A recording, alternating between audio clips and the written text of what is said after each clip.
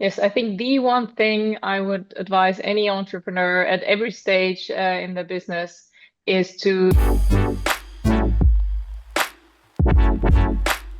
business is to stay curious and critical about your assumptions every day. Be it assumptions about your audience, your product that is maybe a new product or an additional product if you're already running your business model. There will be new assumptions every day because your business is evolving and you really need to stay critical and on top of them. All right, all right. I like that. Check your assumptions. So, and every day there'll be a new assumption. That means you have to write down your assumption every day and then check it. Well, I think there is a balance between theory and practice. In practice, nobody does that, and maybe you have a longer list that you write down once and you come back to. But it's good to have a baseline to at least from time to time write it down and really say, okay, this is where I am right now. This is what I already know, and these are things I don't know yet, and these are things I need to test. All right. So it's more like we have once in a while you write a long list of assumptions, and that will change over time. So you do it again and again, and then it would be wise on a daily basis to just go through it and see, is this still the case, or should I change it? Exactly. I mean, it's inherent in the actions you are taking. If one day I go out and do more secondary research or research maybe some papers that are related to whatever I'm doing in my business, that is also kind of there should be a hypothesis behind it. Why am I doing this? Because I want to validate this hypothesis. I want to see, okay, if this is the right path. Same counts for your business model. Same counts for every time you talk to a customer. And of course, again, you have to find a balance. You will not always have it prettily like written down like a researcher. Hey, this is the hypothesis. This is how I'm going to test it. Ideally, for the most important ones, you do that. And for the others, it's just important to understand that we make a lot of guesses when we go into entrepreneurship, and we need to be aware that continuously they are being tested. All right. So how to validate your idea is that you get clear about your assumptions and then you look at them one by one. Why is it so important to be clear about your assumptions? Well, I guess there's one step maybe in the middle. So you have assumptions, which are basically guesses. I believe that, well, people are going to watch this video, for example. And I have to, from that, create a really distinct hypothesis. I have to say, I believe that a certain type of people will watch that video on LinkedIn a certain amount of times. So I need to be able to test my assumptions. And that is so critical for the actual testing, be it looking at some data, be it doing customer interviews, being a UX test, a business model test. There are a lot of different experiments you can do, but you need to be able to answer your hypothesis with yes or no. All Because if in the end you're unsure what the outcome is, you'll just make a decision based on gut feeling anyway. right. Okay. And so let's say the answer is yes, it's working. Have I then validated my idea, or have I just found a an idea that's sort of working? Well, there is no overall yes, I guess.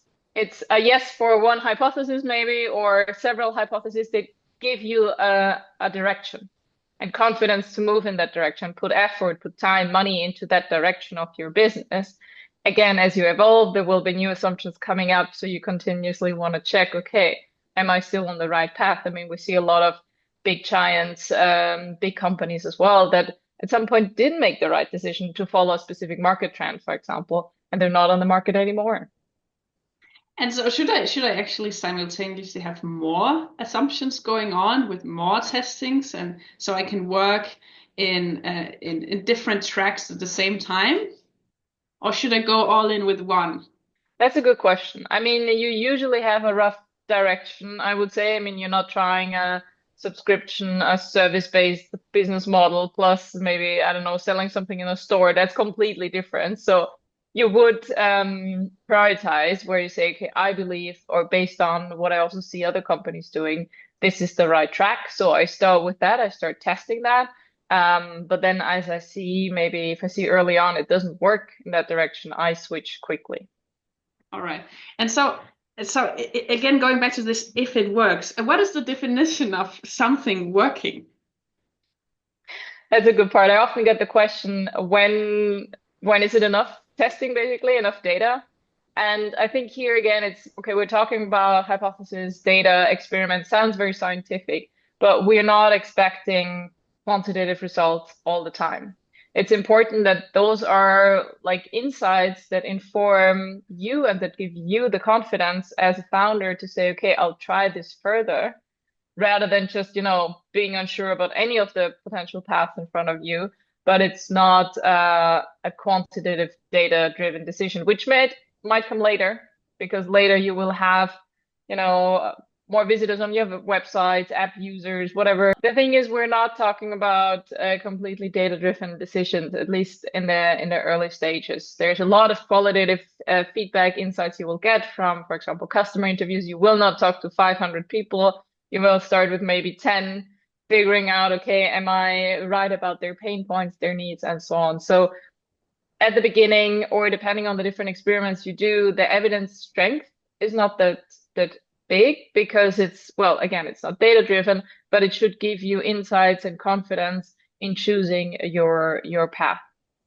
All right. What if I have all the confidence in the world and I don't trust, or I don't trust the users to know better?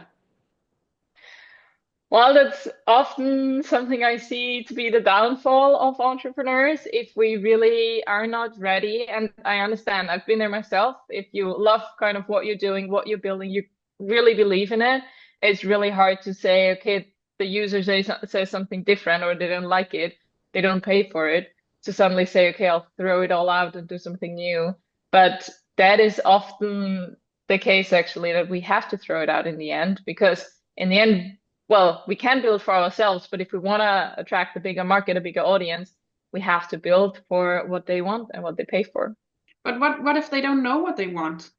What if they need this, but they haven't realized it yet? They have to see it. It has to be there before they can even grasp Yeah, this is what they need. How yeah, it's a how good do you point. answer your questions? Yeah, I think a big element is awareness of your target audience. Are they aware of either the problem? They don't have to be aware like of the solution yet. They have to be aware that there is some kind of problem that they want to have solved. And often I've seen it myself, for example, in mental health often. Um, well, research says, all these things are good for us. We should do all these things to feel better. But in real life, what we actually focus on is physical health and pills and doctors and everything. So the awareness is not really with the customer and the user. So often tying the physical aspect, physical health with mental health is helping a lot. And that counts for other industries, other cases as well, where you tie basically your offer to something they are already aware of and really showcasing, okay, this is focusing on that specific problem that you already that's already a problem for you, and you're selling basically the dream. So where do they want to go instead of selling the actual product, which they might not, care about, know about, or be aware of. You can also go the path of being the one who creates the awareness around the topic, but that's a lot of work and that's a lot of hard work usually for very early stage companies. But I think coming back to that first element, pre-selling or be pre-selling or selling something that people are not aware of or not aware how it would help them is a communication topic. It's really about meeting them where they identify their pain point. So meeting them exactly where they're frustrated or angry or whatever, and then selling them the dream of this is where you get to. This is the kind of life, the kind of work environment, whatever it is that you will get to. What the solution is in between shouldn't matter. If you communicate well, kind of how you get them from A to B, then they will accept whatever solution you put on the table. Oh, hopefully. Hopefully. Well, yeah, it's simplified. In the market it all looks different, but it's really a key on telling people or selling to people where your product is going to get them. All right. So, what is the most, in your experience, working a lot with validation and so on? What's the trickiest parts for founders, and what should they be mostly aware about? trickiest part is talking to people while you don't have anything in your hands. So you don't have a product, maybe you don't have a landing page, a website, whatever, don't have a brand. And you're supposed to go out there. You're supposed to go out there before you do any of those things to just have conversation. And that's usually something I see as the biggest barrier.